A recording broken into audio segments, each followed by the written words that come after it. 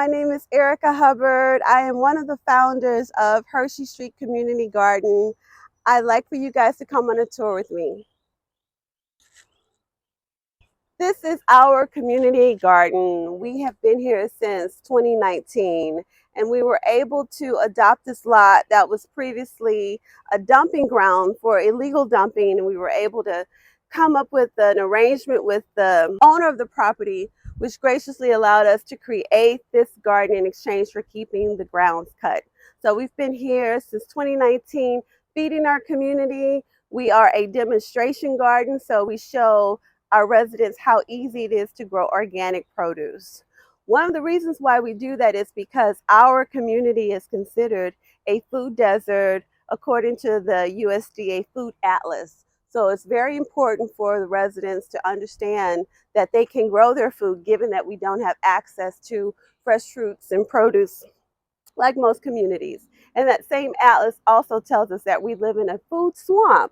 And a food swamp is you have access to food, but it's not as healthy as we would like for it to be. So having fresh eggplant, tomatoes, cucumbers is super important for to have a healthy community. I want to show you some things we're doing over here. This is our lovely pocket prairie bed, and we intentionally grow native plants for a reason. We grow native plants because there's so many benefits to having native plants in your garden or in any space. Native plants are drought resistant. Native plants have long root systems. That's beneficial to areas like Houston that suffer from a lot of flooding. Those root systems can absorb rainwater runoff. Native plants reseed themselves, so you only have to plant them one time and you'll have that beautiful plant over and over and over. And more importantly, our native plants provide food for our pollinators. So it's a great nectar source for all of the butterflies that are roaming around the garden. So every fourth Saturday of the month, we have a community engagement day where the community is able to come and help us through working through tasks, different garden tasks. And during those opportunities, we demonstrate how they could use their food scraps and convert that into compost. So we have a compost bin over there. One side of the compost bin accepts the food scraps, we turn it, the other side is breaking down. The other thing that we do is show people how easy it is to harvest rainwater. We do not have a municipal tap. The main way that we irrigate all of the garden beds is through harvesting rainwater. So that's the shed that we use. We have 4 55-gallon barrels, and then we also have gracious neighbors that allow us to siphon their rainwater and use that to irrigate the garden as well. Our pocket prairie, this is an extension of the Hershe Street Garden. It was in a very similar circumstance. It was a vacant lot. The community was tired of it being used for illegal dumping. So one of the ways that we try to communicate with the community is by encouraging environmental literacy. That is one of the missing pieces with a community that has suffered through a legacy of industrial polluters.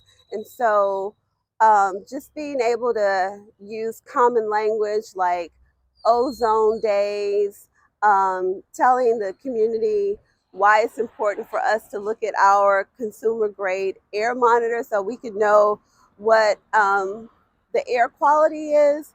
That's important as a network of residents, because if I see one of my elderly neighbors outside on an ozone day, I'm going to let them know, hey, this is a day that sensitive groups should probably limit their exposure outside.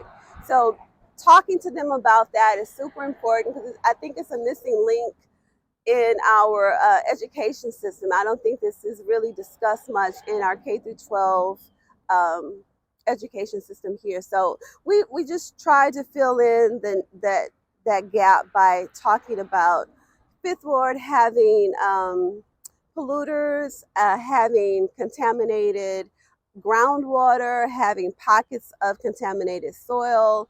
And based on where we're located, we are between I-10 and 59. We get a considerable amount of diesel emissions from vehicles.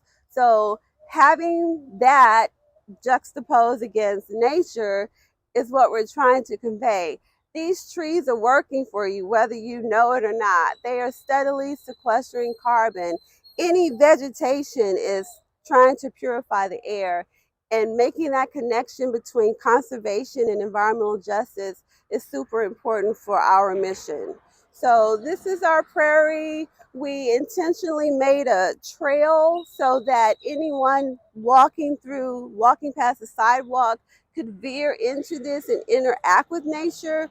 We plant a lot of native plants that attract pollinators and butterflies so that children and residents can see that connection. We did suffer a bit of loss during the derecho storm that happened on last Thursday.